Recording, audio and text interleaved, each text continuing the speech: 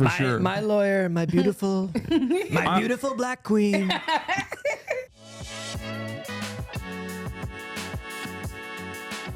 All right, now let's get to something right in your guys' wheelhouse. You've been in this courtroom before. Yeah, actually. Yeah. Yes. We are now going to talk about a political prisoner akin to Nelson Mandela, but for the whites. Okay. Just as important, just as powerful, just as so sorry. has that same moral conviction, being falsely put through the ringer, I would say. He has a hush money trial going on right now, and ruthless DA, Manhattan District Attorney Alvin Bragg, is coming after him because they're actually coming after American patriots who also have had, who have also run for president and have tried to hide that they paid hush money to porn stars when they were running for election. Do y'all care about this trial? Because I have wanted to understand how people feel about this. Like, do you care? Do you think what happens in this trial matters? I'm actually interested to hear what he says. Yeah. No, I mean, I think it's just, gumming up the works, basically. It's just like annoying him. So I like it. I think it's funny. Hopefully there's some drama. The trial is ultimately meaningless. Okay, good. The punishments are also going to be meaningless. Good, as long as we know. Here it is. Trump once again overnight testing the limits of the judges. If it was televised, would you care? Yes, I would. That would be sick. Oh my God, that'd be so sick. Oh my God. And it should be. Gag order on the eve of a key hearing. That jury was picked so fast. 95% Democrats. The area is mostly all Democrats. Weighing in on the jury. Didn't they release like the media consumption of the jury from the juror pool? And there was a dude who gets his news from Trump, from Truth Social on there. How is... Oh, that's why he says 95% Democrats. He's like, 5% Patriots. A potential witness and the prosecution in a radio interview. They have people in the case that have some very serious problems with what they've done. This as his defense team seeks to beat back allegations he's repeatedly violated the judge's gag order, which bars the former president from commenting on jurors, witnesses, and the DA's staff. Wait, so did they hit him with that yet? Alvin Bragg did submit a motion about him violating the gag order. I think that was the conversation today. That was like before the court proceedings. Like, this is what they were talking. Right? Yeah, this is what they were talking about today. That's the whole story. Is that like? Okay. I mean, I don't even know what happened because I started streaming, but I don't know what is literally happening right this moment or what happened today. But they put it on for today because they were going to hit him. I think it's like $1,000 for every violation, which is nothing. He's got at least $1 million put aside.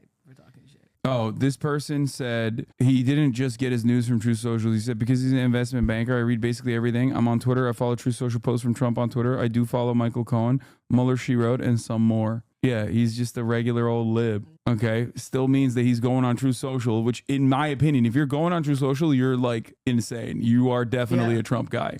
Second day of testimony in Donald Trump's criminal hush money trial has wrapped up. David Pecker, ex-publisher of the National Enquirer, detailed 2015 agreement with Trump and Michael Cohen to try to kill negative stories about the former president and run negative stories about his political rivals. That's what they were talking about. Morning, Mr. Trump will also face a key witness in this trial. David Pecker, publisher of the National Enquirer, back on the stand today, expected to help the state flesh out the timeline of an alleged criminal conspiracy to win the White House in 2016. Prosecutors telling the jury that Pecker met with Mr. Trump and his former fixer Michael Cohen at Trump Tower back in 2015. The trio concocting a plot to catch and kill damaging stories about Mr. Trump by paying people off and muzzling them with non-disclosure agreements. Hello, how are you? But it was the release of the Access Hollywood tape that motivated Mr. Trump to direct the payoff of Stormy Daniels. Where is Billy Bush nowadays? Because he was so concerned his standing with female voters was cratering. I actually think that argument hurts prosecution.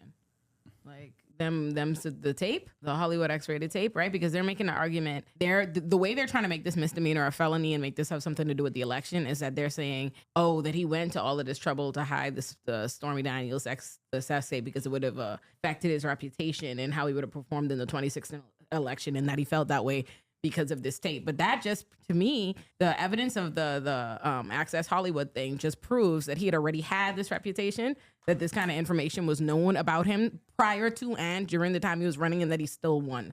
So I actually think it cuts against them. Yeah, but I feel like there's still intent. Like, you can definitely prove intent, partially because he did openly state that he didn't want to pay Stormy Daniels until after the election, and then not at all because it would be no longer relevant. But that kind of him not wanting to pay her until after the election says that he believed he could survive it. No, he was making an argument that like we can try to hold off on it until after the election, as in like, you know, just keep feeding her the lie that we're going to pay her until after the election. That's what Alvin Bragg and the DA's office wants you to think. Yeah. But the real patriots know the truth. I actually think this, like, I don't care. Because if that was the case, then he wouldn't pay her at all, right? I think this is a bullshit case in general. Like I think that, again, I'm all for do whatever. I think the criminal system is weaponized against poor black and brown people every day.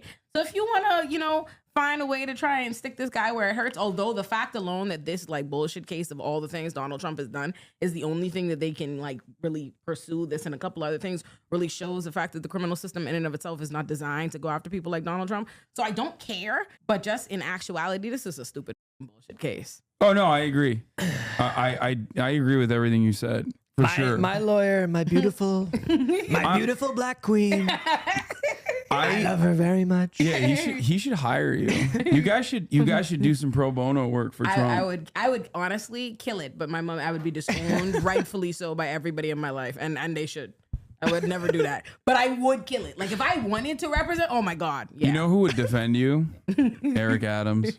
Oh my God. He'd be like, he's right. We don't agree on much, but she's defending the rule of law. My mother would literally physically fight me. My mommy is a Nancy Pelosi establishment Democrat. In her heart, she would beat my ass. That's so funny. She'd be so upset. Anytime I criticize like me criticizing any kind of Democrat, I said something about Fani Willis just a little for 1 second. My mommy's like, God damn it, allow me stop your shit. She's a Fanny defender. My mommy is again establishment. Like, please allow me, God damn it. Like she barely.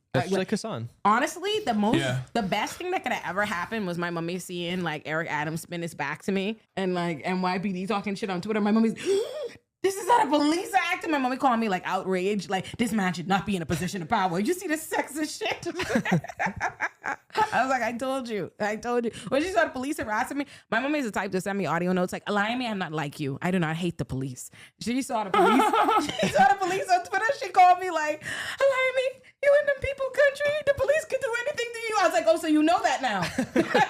So now you know. I was too excited to get her to even be upset. To go public with a story of sex with the former reality TV star, an encounter Mr. Trump denies. So Cohen paid Daniels $130,000 just before voters went to the polls. I did it at the direction of and for the benefit of Donald J. Can't Trump. a man get some strange? You know, I thought this was America, not like China or whatever. I don't even know why he paid her like anybody would care. Like, because the allegations are that he had a consensual affair with her, right? Yeah, it's because it's the one time. It's the one time that he was consensual. Yeah. That time I remember, it was good. I was good that night. Mr. Trump then later reimbursing. Do you also hate Michael Cohen like Lolo because he's a snitch? And that's like, as a real lawyer would never turn on his client like that? Oh, I don't know about that. Would never turn on their client like that. That's what it looks like. I don't know, it might be for the wrong client. No, I'm indifferent. I would snitch on Donald Trump if I was him. I'm just a hater. Cohen through a series probably don't help nobody because what did they have? He had to turn over this shit, didn't he? They get all the stuff. Yeah, I mean he turned over everything. Yeah, if he just he's their star witness. Yeah, that's crazy. Checks. Prosecutors telling the jury Monday they agreed to cook the books on his business records, recording the payments as legal expenses. While the defense team told... It's going to be funny, though, because like his team is going to be like, you can't trust him, folks. He's a criminal. He served a prison sentence. And it's like, yeah, for you. Like, what do you mean? For the crimes that he's talking about right now. It's so funny. Well, you object to bringing that in. Yeah. Yeah. Like, he is a criminal. We're not going to say what the charges are. But yeah. He's a criminal. He's a criminal. Can't be trusted, folks. Well, the jury, Cohen cannot be trusted.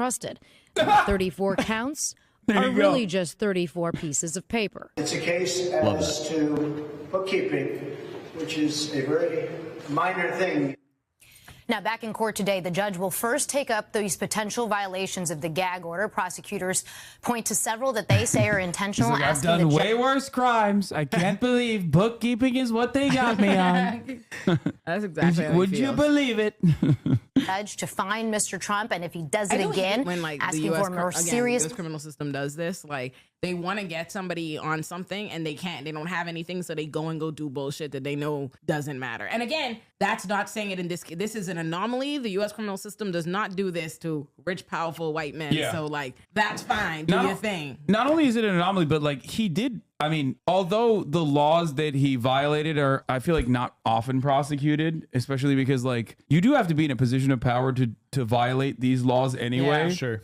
So like you said, it's not, you know, they're not going to hit normal people with that shit. So it's often not prosecuted. He did still technically violate the law. Yeah. So, and it pisses him off. So that's why I like it. You sound like a nerd, though. I mean, fine. I just, like I said, I like it because he gets annoyed. And I think it's funny. See, to me, let me tell you why I don't care for it, right? Like, anytime they do these, like, I feel like all these kind of fishing expeditions around Donald Trump are exactly that, to make, like, the Democrats feel like they're doing something and the liberals, like my daddy and them, like, feel like there's hope. But that's all it really is. It's like, it's this performative circus that I would appreciate more if I thought it were going to hurt his chances at president, or like stop him from being able to do the things that hurt everybody. But I don't think it does. I think in this case, it makes his stupid ass base feel just as it's not stopping him from running for president. His stupid ass base is going to be just as galvanized, like, oh my God, this, and the fact that it's a stupid case, they're like, look how he's attacked, blah, blah, blah, blah, blah, blah. I feel like it's only going to hype them up and they're all going to go out to vote. Meanwhile, our side is like,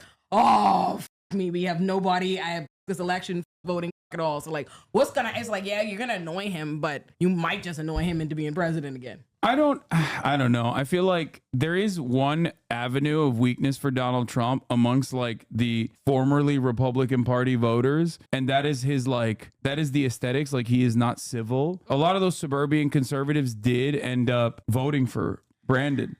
I kind of think this just like kind of reinforces their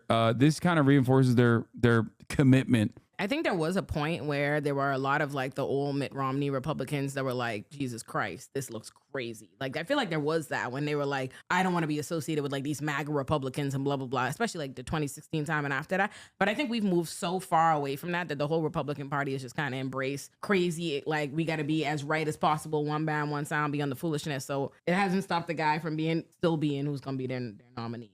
You know what I mean? So I think they're going to be on board with him. Yeah, I'm just talking about the margins. Yeah. The base is unshakable no matter what. That's for sure. Yeah. But like Biden is destroying Trump on educated white voters, educated white men specifically. Like, it's insane. Trump won that voting block consistently. The Republicans win that voting block consistently. Biden currently in the polls is a 20% lead on him. It's like one of the only changes in the positive direction for the Democratic Party. It's crazy. Yeah, college-educated white men, like, they've left the Republican Party. The age-old adage that Chuck Schumer talked about with respect to Pennsylvania, where he said, like, every blue-collar vote that we lose, we gain two in the suburbs. Like, he was right. That technically was a realignment that the Democrats were desperately going after, and it did work. Not to say that it's a good thing. Obviously, this spells trouble both spiritually and more holistic fashion for, like, American politics in general. That's why you're seeing the Joe Biden wing of the Democratic Party openly advocating for white nativist immigration policies, which will genuinely have worse electoral outcomes for the Democratic Party in the long run. And also, more importantly than that, will make America even more antagonistic towards migrants, undocumented immigrants, and just like anyone who they suspect is a migrant or an immigrant at all. So it's horrible. It's bad policy. It's bad politics. So of course, perfectly in line with what the Democratic Party does. But that is why they're doing it, because they think that they now have a new stronghold in the educated white suburban, like, high earner population, which is in most circumstances antagonistic to what the Democratic Party presents itself as. It's supposed to be like pro working class, pro minorities, things of that nature. I love Mexicans. Donald Trump is kind of cooking it with the Latino voter blocks as well. So yes, shame, but I'm not gonna get into Latino community's business. I've suggested punishment to them while in my Greg Abbott video that they hold a meeting. Defense says he must be allowed to defend himself, and reposting something someone else says shouldn't count under this court's order, guys. Well, that will be interesting. Crazy. Meanwhile, not under a gag order and Retruthing. speaking freely is Michael Cohen, who was out with some pretty choice words, shall we say, for the former president. He's not under the gag order. I can't imagine prosecutors are too thrilled about this. No, he's not under the gag order. In fact, only Mr. Trump is under the gag order. But Cohen, of course, is a key witness for them. So anything that he says right now, he can be cross-examined with at trial. And it just shows you all the baggage that he brings to this case. I don't think we can repeat what he said. I think we probably shouldn't. In the tweet, but fair to say it was Wait, what was directed the at tweet? Mr. Trump. Yes, directly, and essentially goading him into testifying, saying he's so desperate. They're hiding the truth. They don't want us to see what the tweet is. It's probably so good.